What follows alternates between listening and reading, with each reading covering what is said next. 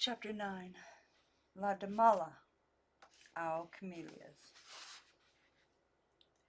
Sir Bernhardt sailed for France, again on the America. Crowds jammed the pier to cheer her off, and hundreds of handkerchiefs fluttered farewell as the battered old tub backed out into the North River. Her cabin was so completely banked with flowers that overflow had to be spread down the corridor. She was elated, eager to get home and desperate to see Maurice, who she knew would be waiting on the dock at Havre. Even her deep, obsessive mother love had to be expressed in a production. Toward the end of the voyage, she spent sessions in her cabin rehearsing how most effectively to say, "Ah, Maurice, my son," or "Ah, Maurice, my son, Maurice." The young man was indeed on the end of the dock, and he leapt aboard before the gangplank was secured. He was followed by Claren, Louisa Bema, and other close friends. They all embraced, laughed, and wept copiously, and Claren rushed ashore to get a tricolour. He returned happily, waving a flag of Holland, but nobody cared. Then came a delegation from the Life-Saving Society of Havre.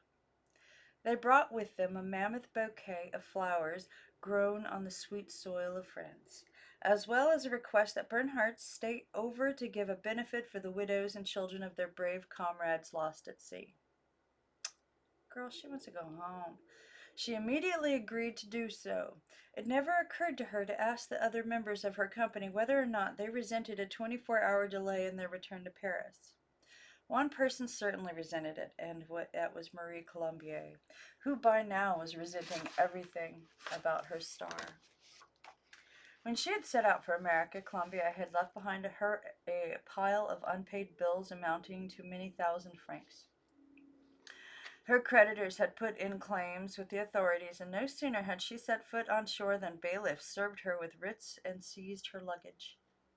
In desperation, she appealed to Sarah to intercede, but the lady, distracted by the excitement of her riotous homecoming, dismissed Colombier's problems with a laugh and did nothing to help. That night, they played La Dame aux Camellias to a packed and cheering house. At the end, Madame Sarah was presented with a Lifesaver's Certificate and Medal of Honor. Clutching these trophies to her heart, she cried out in the ringing tones of an intrepid captain setting forth from Finisterre in a full gale, "I shall save someone. I promise you I shall save someone. Of course I don't know how to swim, but that's of no consequence. I shall learn." No doubt at the moment in which she uttered this noble promise, she meant every word of it. The citizens of Normandy may have given her a rousing welcome, but she encountered no similar ovation in Paris. No public was waiting in the Gare Saint-Lazare to shower her with congratulations on her American triumphs. As a matter of fact, hardly anyone knew about such triumphs. Her homecoming was met with the same sort of resentment that greeted her first return from London. She had departed from her homeland under a cloud of disapproval. Parisians could forgive neither her defection from the Français nor her unorthodox manner of announcing it. They begrudged the highly successful European jaunt she had taken prior to her American tour. As for her going to the extreme of crossing the Atlantic for the sordid purpose of extracting money out of vulgar Yankee millionaires, illiterate cowboys, and, for all they knew, blanket Indians. Oh, God. It's horrible. It was an insult to the glorious names of Racine and Molière, to the prestige of the French theater itself. Furthermore, nobody had the slightest idea that she had made any money. During her absence, jealous enemies and vicious gossip writers had spread their venom, and it was the general consensus that Sarah Bernhardt's overseas tour had been a colossal flop, which many persons thought served her right. If 26 years previously Rachel had met with no success in the Western Hemisphere, how dared this upstart think to compete with France's greatest tragedian of all time? Moreover, nearly all of the theater-going public had been following in Les Événements, Marie Colombier's serialized accounts of the trip, which were very amusing. They were also definitely bitchy, exaggerated, and largely untrue. I'm sorry. They reported most of the mishaps and few of the triumphs, and a fickle public took them as evidence that Sarah Bernhardt in America had come a cropper. It began to be said that at the age of 36, she was rapidly becoming a has been, and that her popularity was on the wane, if not ever over. Indeed, there were alarming indications that this might be true. No manager came forward with any offer. No playwright submitted any script. After the spectacular success of her London, Brussels, and Copenhagen appearances and her whirlwind tour of the leading provincial cities, she had been approached by the most popular dramatist of his day, Victorien Sardou, who declared that he could not wait to write a play especially for her, that in point of fact, he had already started it and would have it finished and ready to hand to her the very day she returned from the United States. Sardou had been seconded by Raymond Deslandes, who was then running the fashionable vaudeville and who made them both a firm offer to put into immediate production whatever the piece might be, so long as it was written by Monsieur Sardou with Madame Bernhardt as its star.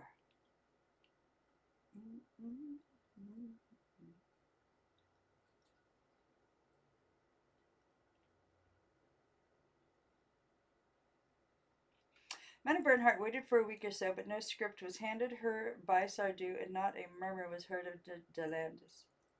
Swallowing her pride as though it were an excessively bitter pill, she sent off a note to Delandis informing him she was back in town, as if Paris didn't know it, and asking what was what regarding his production plans. Delandis sent back a reply as brutally evasive as a casting agent's. Leave me your telephone number. The gist of which was that Monsieur Sardou had become so involved with other commitments he had not been able to work on the proposed play. Sarah was growing desperate. Her friends, her court, were as loyal as ever, but they were of no particular help. Her way of living was as extravagant as ever, and that $194,000 was being indiscriminately squandered on lavish entertainment, useless furnishings, and the slightest whim of Maurice, who was cultivating more and more expensive whims. To be sure, she had no immediate need for money, but she always had an immediate, a chronic need to act. To assuage the latter, she accepted a 3-week return engagement from Hollingshead. Again the tricolor fluttered over the Gaiety Theatre, and again the British public went wild over Sarah. The loyal Londoners turned out in droves to see her. Once back home, the disloyal Parisians continued to ignore her. Then in July, she suddenly saw her chance, and she pulled off one of her most audacious acts, to celebrate the glorious 14th and in further celebration of the 10th anniversary since the hated Prussians had marched out of Paris. A super gala had been planned to take place at the Grand Opera.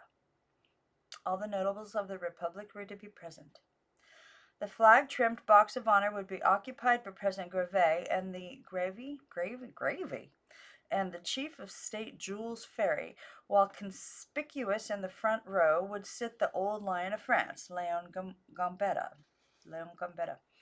The opera scheduled for the evening was a 15th anniversary reprise of Meyerbeer's Robert le Diable.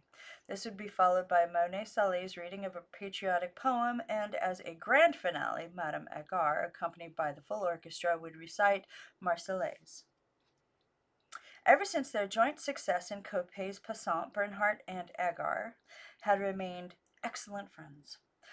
Over the intervening years, the older actress had put on considerable weight, but she was still beautiful, still popular, and still prone to love affairs. Her current passion was for a handsome captain of dragoons, far younger than she, and at that time stationed in Tours. Madame Agar had a faithful old maid named Hortense, who from the moment she first saw her at the Odeon had adored Sarah, always referring to her as La Divine. And La Divine knew that if she asked her to, Hortense would go to the ends of the earth to please her. She contrived a clandestine interview with the elderly maid, took her into her strictest confidence, and together they hatched a plot. Hortense, who at heart was a frustrated ham actress, fell happily in with the plan and played her part to perfection. The afternoon of this July 14th gala, while Agar rested prior to her Spirit of the Marseillaise appearance, Hortense, in a beautifully simulated state of agitation, came panting into her mistress's boudoir. She had just run into the orderly of Madame's handsome officer, she said.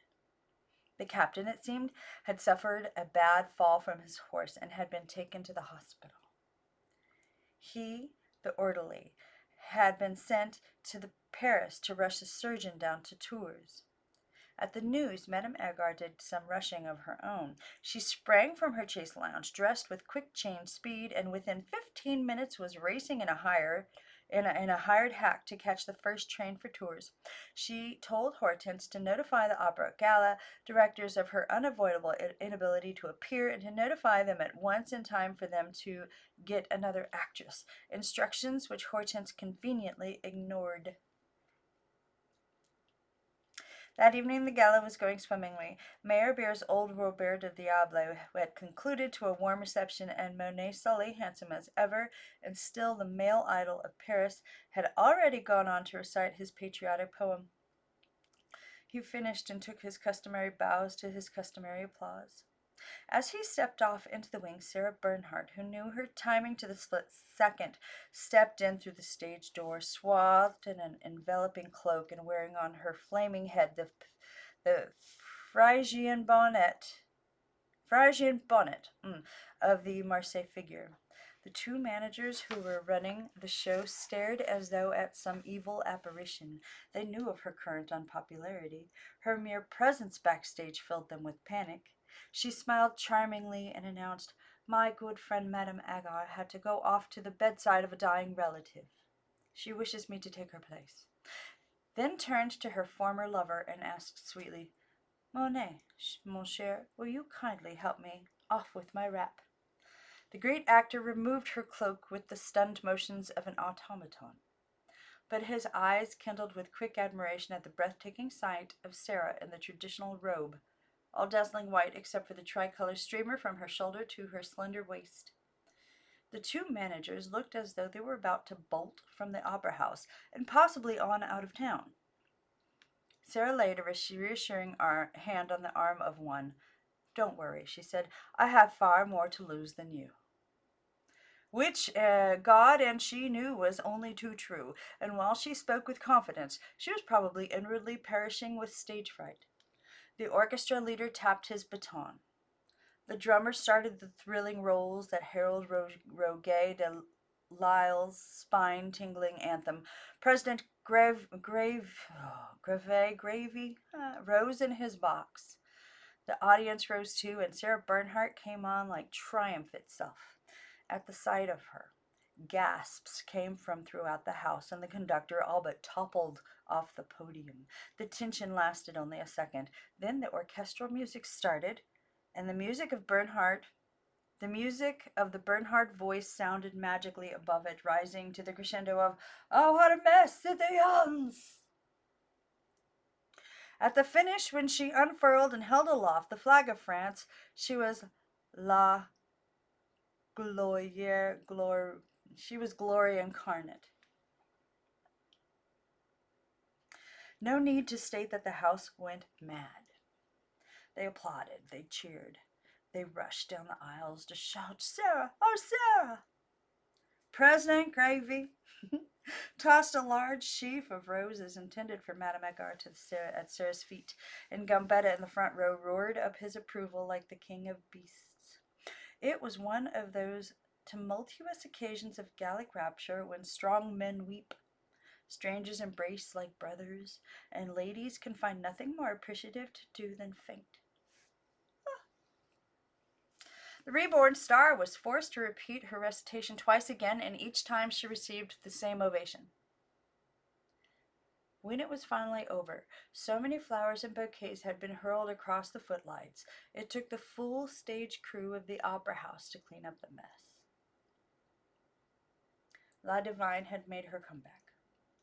As a short but pleasant sequel to the events of that evening, it may be worth reporting that Madame Agar, when she discovered the trick that had been played on her, far from being incensed, thought it all a great joke.